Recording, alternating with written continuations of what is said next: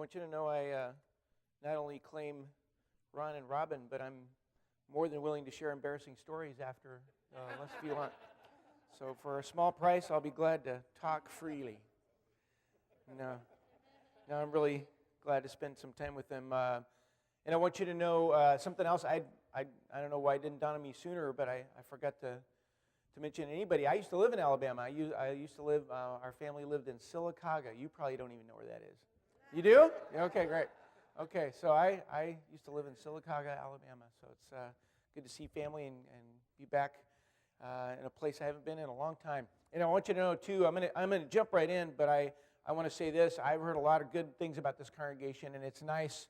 I know you've had the chance to travel and be other places, and it's kind of refreshing to be at a congregation and say the church is alive and it's well in other places, and it's obviously strong and solid here at Roebuck. And I've heard so many good things. Especially one thing that's jumped out at me about this congregation is you're very focused on the Bible, and you have programs to encourage each other to read the Bible every day, and that's huge. That's great. I really admire that for whatever that's worth.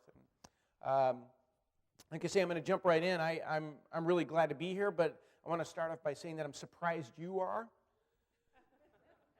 Because if you're like anybody, like most people, it's been a crazy week. Probably a couple of nights ago, you went to sleep pretty late, probably not as early as you should have. Maybe you couldn't, but a lot of times we stay up pretty late. Probably got up earlier than you probably wanted to. Breakfast, if you had it, was not at the table. It was at the counter, maybe, or over the sink, or maybe in the car on the way, and then you talk to all the other people who were in the traffic with you, even though they couldn't hear you. A lot of conversations going on there, and then you went to work or school or whatever, the errands that came your way, and you went from the next thing to the next thing to the next thing. Lunch was a speed bump, and then you're off to the next thing. You had your list of things to do, and throughout the day, this is all sprinkled with emails and texts and phone calls, constant, all the time. And then as the day wound down, most evenings there's something scheduled. There's something, but eventually you get home. Some of you haven't seen your house before sunset in a long time. But eventually you get home. Dinner, it's not at the table. It's usually with a side order of emails and television. And then maybe you begin to wind down after you check your emails one more time. And even while you're getting ready for bed, there's time to check emails and text, and the TV's on. And maybe you need to take something to kind of relax so you can finally sleep. But here's the frustrating part. You didn't get everything done, did you? You have your list of things to do. You don't really go to sleep. You just slip into unconsciousness because you're out of time. It's a tough spot to be in. And I think you probably agree that life was not meant to be like this. And I know everybody's different. I know some of you are exceptions to everything that I said, but I also know good and well that you're like me, and a lot of this is true for you. So that's why I'm kind of surprised you're here. This is one more thing to add to your already busy life. I kind of think of it, it's like, and I have to explain this to my students, it's kind of like a record. I remember the day I grew old as one of my students raised his hand and asked how you found the songs on a record player. He didn't know. That was the day. But a lot of times you probably remember when they had records, you could change the speed. It's like listening to a 33 1/3, on a higher speed. Life is kind of like that. It seems like, it's kind of amusing, but it's not what it was meant to be. Or maybe it's like watching a movie fast forward. You're kind of getting the gist of what's going on, but you're missing something important. And sometimes life can become like that.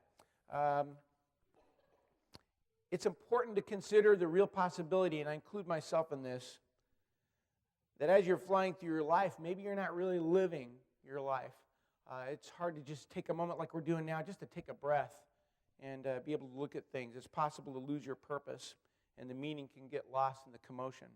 I'm going to keep this very simple. Part of the reason I'm doing this, I usually have something to write on because I'm very anxious to present some ideas to you, but I'm also kind of selfish in this. I want to hear what you have to say about this, and this will kind of go in the direction as we have it. I have some material to present to you, but I know good and well you're right in the middle of this. And one of the main problems, let's see if I can do this. I already broke it. Oh, there it is. Okay. The problem might sound very, very complicated. Okay, it's working. But it's actually very simple.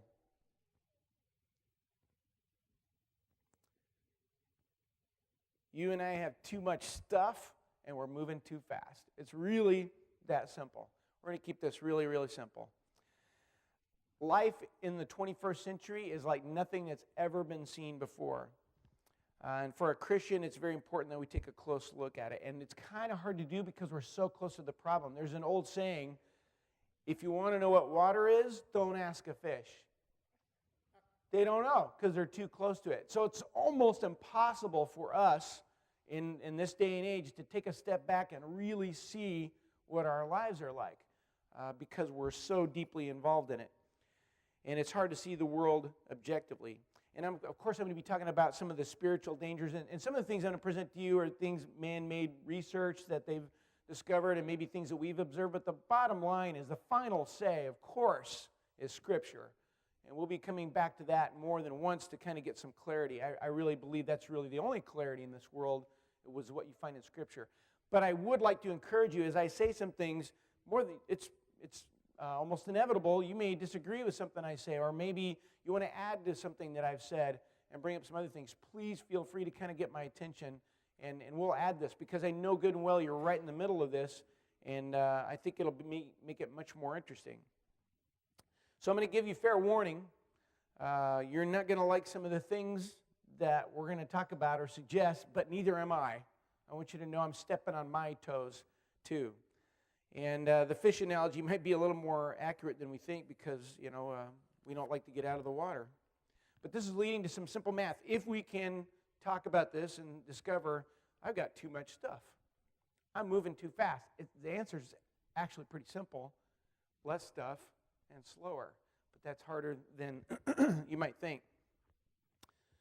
If we're able to prove that overload is interfering with really living our lives, then it's going to maybe result in some pretty hard choices. Maybe you have to get rid of some things. And some of them, I'll tell you this, some of them you're going to want to get rid of. You just didn't notice them before. They're just so part of our lives, you say, what's that doing here? And you want to get rid of it. Other stuff, you're going to be like, don't mess with my stuff. I want this. And it's going to be hard to let go. Listen, if you have your Bibles, look at Luke 18. Excuse me. It's a very, very famous part of the Bible where this young man approaches Jesus.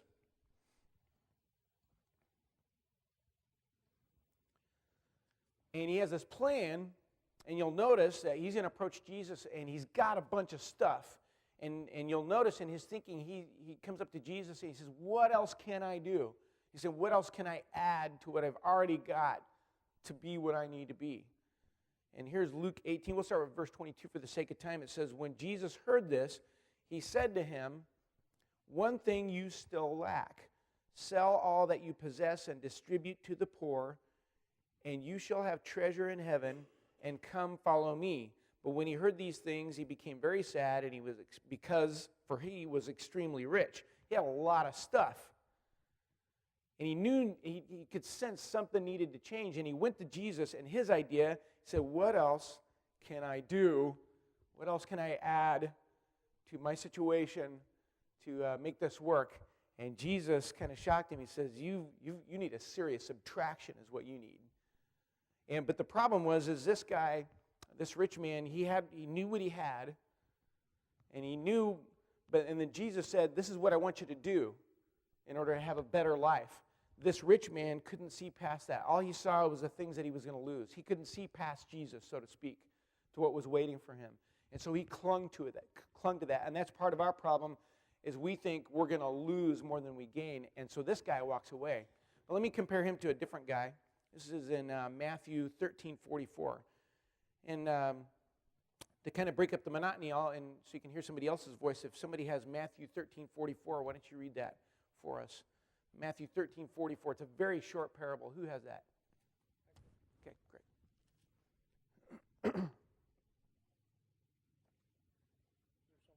No, it's great. Just verse 44. The kingdom of heaven is like a treasure hidden in a field, which a man found and hid again,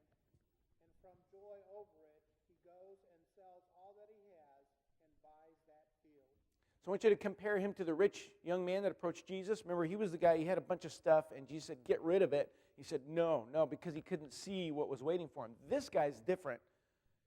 He has a bunch of stuff, but he finds this treasure. And notice what the price is. Did you notice in the parable? What is this going to cost him? Everything. Just that alone is a huge lesson about Christianity, but you'll notice the difference is he understands what he's going to gain. So it's going to be hard as we approach this. I want you to know there's a different life waiting for you, but it's hard to see to that point. And when you do trust in that God has something in mind for you, you might be more willing to say, wait a second, I don't need this. And that might help. So we're going to talk about, we're going to find out what kind of, oh, good, thank you very much.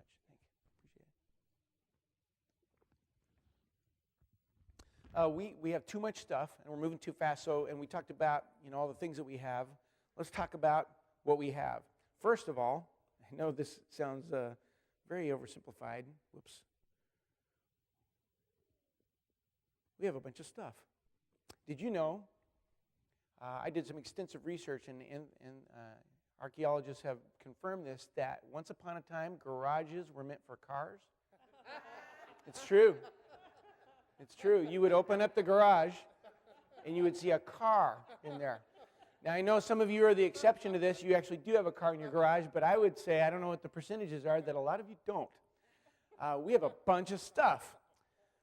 We have closets that are stuffed full of stuff, and we have we rent storage units. There's even reality shows of people trying to buy other people's stuff that couldn't afford to keep their stuff. So that's one thing that's going on, is we have stuff overload. You just have a bunch of things. Now, whether that's right or wrong, that's really not the point at this point. I just want to show you what we're dealing with. We also have information overload. For a while, when computers were being developed, they kind of worried about how are we going to store all this information. They're way past that now. There was a guy talking about we download our photographs, we take so many pictures, we put them on a computer, and then we just get a new computer. So, yeah, it's our family computer, this is the wedding computer. It's just overload all the time. I heard a term the other day, they said it's infobesity. It's just constant information. You've heard it in the sports stats. Some of the more obscure, bizarre statistics. This is the third time he's made a touchdown at 3:30 when the sun was setting, and say, what are you supposed to do with that information? But we're constantly drowning in information. It's information overload. And you have to, what's key to, you might consider this, the reason this becomes significant is we're so overwhelmed by trivial information where we're going, well, that's interesting, no real response. And then the truth is presented, and you get kind of the same response. That's interesting. The same information that has to do with your soul. You've probably met people like that. It just doesn't seem to break through, and might be because we're just so overwhelmed by information. And I'm going to pause every once in a while to see, because inevitably somebody has a better example than I have. But please feel free to chime in. We have stuff overload and people information overload. We also, and this will sound mean at first, we have people overload. What I mean by that is we have countless shallow connections. We live lives that have connections that have very little meaning to them. One symptom of that, and I don't know if it's true in this area, is very few people know their neighbors anymore. That might be the case for you. It might not be. But it's pretty rare. Things have changed in some regard in that respect. In a sense, everybody's our friend, but nobody is. And technology is changing the word friend. We'll talk about that later. We also have choice overload. We have all kinds of choices. I had some friends who came from Scotland, and they had never been to America before, and I got to pick them up at the airport at Denver, and I was very excited to welcome to the United States, and it was going to be a brand new world for them.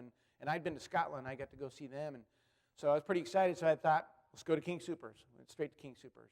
They need to get something. So this is their introduction to United States culture, was King Soopers. Oh, that's a grocery store. Yeah. What is it, Piggly Wiggly? What is it? I don't know. They don't have grocery stores here? Wow. What do you guys do? No. What is the grocery store here? Walmart. Okay. Winn-Dixie. Okay. So I went to Winn-Dixie's. Yeah, okay. And we walked in, and they started laughing, my friends from Scotland. And it wasn't ridicule. It was kind of shock. They looked at, there was a whole aisle devoted to cereal. And I'd never really considered that to be bizarre, but it was. He says, it's all cereal. As far as the eye can see, cereal. And where they came from, there was a few choices, but it's kind of startling. Let's see, they say 1980, average supermarket had 12,000 different kinds of items. 12,000 in 1980. By 2004, it was 30,000. As of, at least last I heard, I don't know if this is good news or a shock to you, but as of right now, there are 186 different choices of cereal alone. When I grew up, there was Coke and Pepsi, pretty much. Now there's Coke Zero and Pepsi. I don't even know, but just, whole aisle devoted to sugar water, which is what that is, And you remember when channels there was like 4? Some of you remember that? Well, there's 3, 4 if you want to be bored as PBS. I like PBS now, but I remember growing up, that was it. You look at an old TV guide, now how many do we have? Countless. And yet, you will be the person with the remote going through surfing, and you finally say, there's nothing on.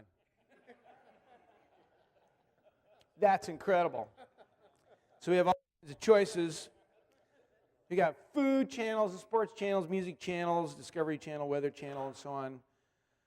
Deuteronomy 28:47. This verse came to mind when I was thinking about some of this, and there was a problem between the people and God, and he describes it in Deuteronomy 28, verse 47. And this is why there was a problem between them and God. Who would like to read Deuteronomy 28, verse 47? Okay, great.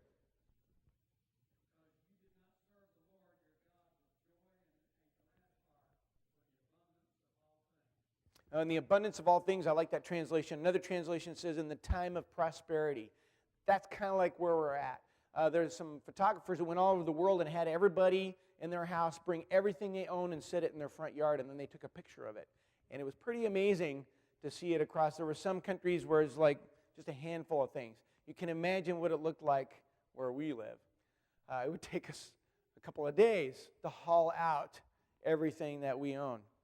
Another thing that we have going on is activity overload. I better I have too much to say, so I have to hurry. I've got information overload. But by the way, what's that? I want to mention as far as the choice thing, you can kind of see it creeping into the mentality, even towards religion, where we kind of do church shopping as if it's a giant buffet and say, what pleases me, rather than what pleases God. And you can kind of see that mentality as far as this choice overload. We have activity overload. We're so busy. Like I say, it's amazing that you're here based on all the responsibilities that you have. And we've even gotten to where we do 2 or 3 different things at the same time and call it multitasking and think that it's a quality. I'm gonna pick on multitasking later, so that might be one of the things you might not like. But we say, look, I'm doing 2 or 3 different things at the same time. No, you're not. We'll talk about that. So we don't have time to really experience anything because the next thing's breathing down our neck. And then we move to the next thing and the next thing. No anticipation, no real joy of the moment. We have too many relationships and classes and jobs and appointments and meetings. I'm describing probably your life. And this overload kind of has an effect. It exhausts you. And then it irritates you. And there's this point in all this overload where you just don't care anymore. It's kind of this passive, you have nothing left to give. I remember one moment it really got my attention. I went to Washington, D.C. with my mom, and we were on this vacation. We decided to go there, and it was really fun. And if you've been to Washington, D.C., talk about overload, you can spend all day, every day for weeks and never get to the bottom of it. We were there a week, and we get up in the morning and head to the first museum, then the next one. We're just all over the place. Saw some amazing things, the Space Museum. I remember we were in the Smithsonian when it happened to me. And I remember saying, wow, wow. And I went down, and I remember it happened when I saw the Hope Diamond. There's the Hope Diamond, one of the most famous diamonds in the world. And I thought, I got nothing. I'm out of wow. Looks like a rock. I don't know. It was very interesting to me because I just couldn't summon any more wow because I was overloaded. There was no way to really respond anymore. I found this was kind of interesting. The word cliche, we use that word a lot. It's actually a French word. It's an onomatopoeia, and I know it's an English thing. Where it's a word that sounds like what it means, like splash or bang. It's actually a French word for the sound of a printing press. Cliche, cliche, cliche, cliche. It's the same thing over and over. And you can kind of sense that in our lives as we're kind of just overwhelmed by all of these things that I'm talking about. Any comments from you? Do you see this? Is it something that you are aware of?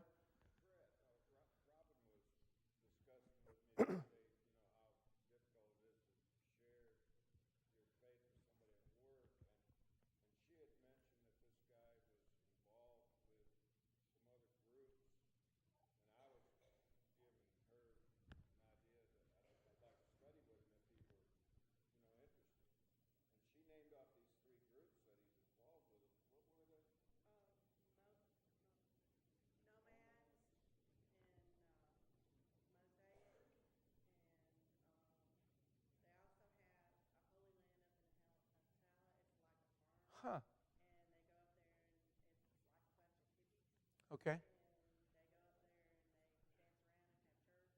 Okay.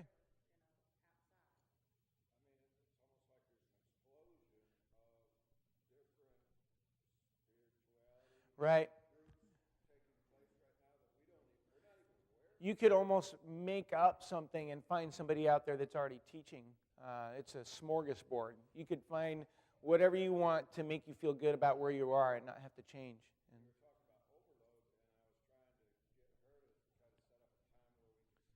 Right.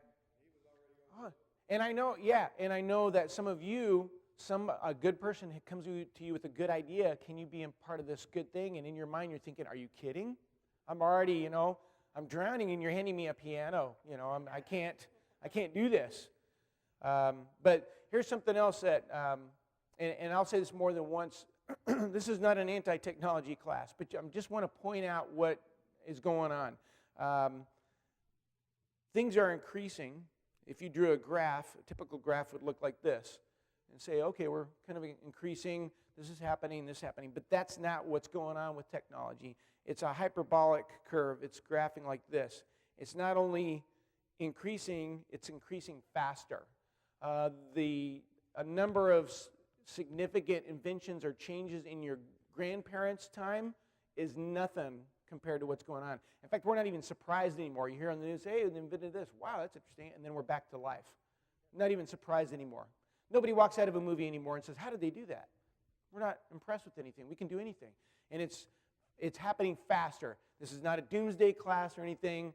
It's not going to all crash and burn. Well, eventually it will, one or the other. But you need to know the rate is moving fast, and we're not necessarily keeping up with it. Here's something. We've got a few more minutes. I'd be curious what you think of this. You know that we invented a bunch of time-saving devices, right? We are surrounded by time-saving devices. Where is this time? The people of the 50s predicted, we're supposed to be in flying cars right now, and we're supposed to be lounging around trying to think of what to do because of all this time-saving devices. What happened to the time? Any theories? Yeah, that's one thing. In fact, we're gonna pick on some of your friends. Let's talk about the dishwasher. I brought this up one time. This couple said, "Well, actually, we use our dishwasher to put bags in it. They don't even use it. That's how they store their grocery sacks in there." But progress, by definition, is more and more, faster and faster. That's how it works. Not necessarily bad, but taking a second look at it. And we admire technology because it saves time. But again, where's all this time going? This one guy said, "You Americans have all the watches, but we have all the time." So let's pick on the dishwasher just for a second. Now we have more stuff to wash. As before, that's one thing that's kind of increased is the dishwasher. We now have more stuff to wash. Time-saving devices make you more vulnerable. If the microwave breaks down, you're going to have to cook. If the dishwasher breaks down or somebody puts a dirty dish with the clean dishes, it's all over. It's a crisis.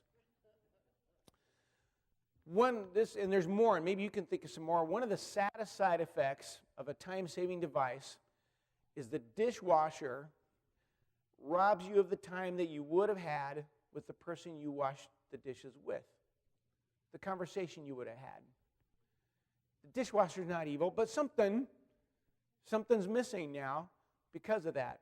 There was a guy who he was at MIT. He wrote a book about his experience, and he and his wife had just gotten married, and he wanted to know what would it be like to live without technology. And, of course, even a wheel is technology, so good luck finding a place that have anything. But they went to this group that was kind of Amish. They were Amish-ish, but they were kind of in that direction where they had very little technology. And he and his wife lived with them for a year, and he wrote this book about it. And he said one of the things that they discovered is the conversations that would happen while they're doing things together. And they were vital conversations. The lack of technology forced them to do stuff together. Look at Deuteronomy 6, verse 6. I'll mention this more than once. I'll probably mention it again tomorrow. This is pretty key.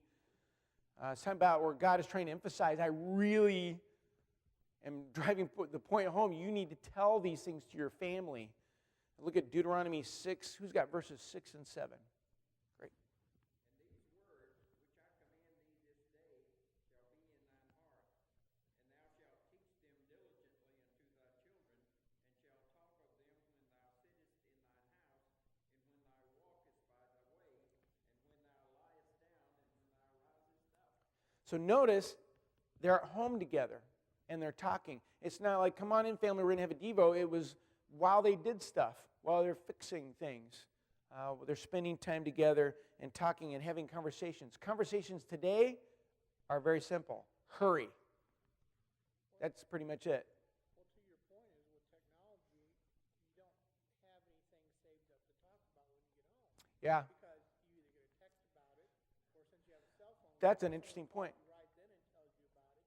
So by the time you get home, there's nothing to converse about because you already know it. Because by some type of information technology, you've already received the news. I hadn't even thought of that. He's saying that we're so connected that a lot of the stuff that we would have talked about at home has already been discussed through texting or anything. Maybe not necessarily bad. Maybe it's more efficient with that. But unfortunately, the sitting around the table and discussing the day maybe has been compromised. It seems to be pretty important. It used to be when you got the family in the car, you could have a conversation. But now, the driver's watching GPS, the passenger's on a laptop, the kids are streaming a movie in the back. Yeah. Nobody's talking to anybody. Yeah. When I was growing up, I like to read a lot, but the family was in there. I couldn't, read, shut everybody out. But yeah, we have more opportunity to do that. You can probably think of a similar example of what I'm about to tell you. A woman just told me this recently, and this is kind of evidence, I guess you could say. She and her husband had their grandkids over, and they had them for 3 days. And I think on day one there was a storm and the power went out, and the kids lost it. They were disconnected to begin with. They thought, what are we going to do? There's no TV and all this stuff. And what's this thing? It's a book. Yeah, it's great. And they started playing games. And grandfather started telling stories. And to this day, those grown-up kids now say that that's their favorite memory with their grandparents. I know of one family who once a week pretended that the power went out because things changed. Something is lost. And again, it's not all bad, but we need to kind of take a second look at some of the benefits that we have. So this technology, this progress is kind of tricking us into thinking that faster is better and more efficient. If you have two guys and there's 24 hours, one gets 20 things done, one gets 30 things done, then he's the better guy, right? And we apply that to everything. Say, well, 30 minutes to get to work, and you find that shortcut, and it's only 20 minutes to get to work. If you can make dinner in an hour, maybe making it in 30 minutes is better. But then that starts being applied to everything else. If I can read my child a bedtime story in 15 minutes, 10 minutes is better. Eat dinner in 30, 15 minutes is better. Pray for 10 minutes, 5 minutes will do. And you see, we start applying to pretty significant things and thinking that that's making things better, but it's not. necessarily.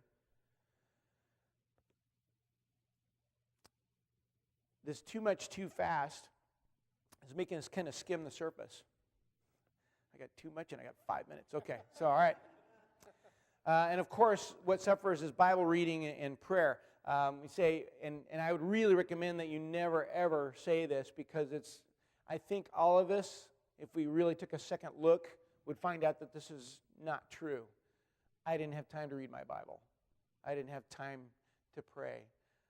I didn't have time for the one who spoke me into existence or is maintaining creation. It's kind of silly when you think it through. But these are the things that suffer sometimes when we're so busy. People, there's a widespread plethora of drug use. People talk about going on vacation and escaping their lives. Those are the words you use for prison. Are our lives like that? I've got to get out of my life. I've got to get away from this thing that I've become. And there are more people suffering depression for no reason in particular, 10 times more than 50 years ago. It's 10 times more. See, the people of the past, they've imagined us happy. And if somebody came from the past and saw us, we were bringing them in a time machine, they came here and said, wow, what a utopia, this is great. But then they'd begin to see something's wrong. Very few people are happy, a lot of stress. Okay. For the sake of time, I want to jump over to Luke 10. And I'm kind of hurrying through some of these things I may bring up later, but also I'm very anxious for any things you have to say at the end here. But there's Luke 10, and this woman comes to mind, talking about some of the things we're talking about. And by the way, just in passing, I'll say this as we lead up to talk about Martha. Think about it from our enemy's perspective. He knows that our only hope is to be connected with God deeply through His Word and to really have some clarity. It just makes sense from his perspective to keep us skimming, to go to church and run here and run there and not really ever be engaged in anything.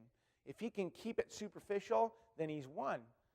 And so that's why it's important to stop and say, wait a second, this may feel like I'm living real life. It may feel like Christianity, but I need to make sure, because you do have an enemy, and he will use what's necessary. I'm not a fan of suggesting any particular time or place or century is worse than any other, but he does have schemes, and he has his own bag of tricks for this stretch of time. Look at Luke 10, verse 40. Martha comes to mind. This is what Jesus says to her. Remember, she's all frantic because Mary's not helping her. And you'll notice Luke 10, verse 40. But Martha was distracted with all her preparations, and she came up to him and said, Lord, do you not care that my sister has left me to do all the serving alone? Then tell her to help me. But the Lord answered and said to her, Martha, Martha, you are worried and bothered about so many things. But only one thing is necessary. For Mary has chosen the good part, which shall not be taken away from her. I know you have a list of things to do, either literally or figuratively. Let me simplify it for you. There's really only one thing you need to accomplish each day, and that's to make sure you're right with God. The rest is garbage compared with, that's how Paul describes it. He says rubbish. In the long run, I know you've got things to do, but there are things that are vital to your spiritual survival that are so important to be aware of. 2 Corinthians 13:5 talks about examining yourselves to see whether or not you're in the faith. But we are moving fast. Jesus in John 10, you remember he said, I came that they may have life and have it abundantly. But I want to say that this is going to cost you something. We're going to take a break here in just a few minutes, but I want to say a couple things to kind of set the stage and then see if there's anything you want to add. We're going to be talking about technology, obviously, and again, it's probably the mistake is to make an extreme stand. Either be the person say, yes, all technology is wonderful, we'll move into the future and we're going to improve ourselves and it's all good. That's probably a mistake. It's also a mistake to say technology is bad, let's go start a commune and we'll just get away from all that nonsense. Those are probably both bad solutions to this. Sometimes we look towards the old days and see it not in an accurate way and kind of glorify them. Like one guy said, if you're feeling, nostalgia for the old days, turn off the air conditioning. So One thing you need to know, by the way, we are really bad at predicting what technology is going to do. There's some very funny stories about what people thought would happen when the telephone was invented and things like that, and the airplane. We're really bad at predicting what's going to do. But here's one thing we have learned. This is pretty key. For every major technological breakthrough, for every major invention that's made, there is always some huge consequence or side effect that nobody predicted. It happens all the time. Not necessarily bad, but nobody saw it coming. And now in hindsight, we can see, oh yeah, television has done this, the internet has done this. Nobody predicted these things. We're really bad at predicting the results of what we invent. And this is set the stage for what we're going to be talking about. When we come back, we're going to be talking about some things that are close to your heart. So I want you to be ready. And if you sneak out, I wouldn't blame you, because it's going to get rough.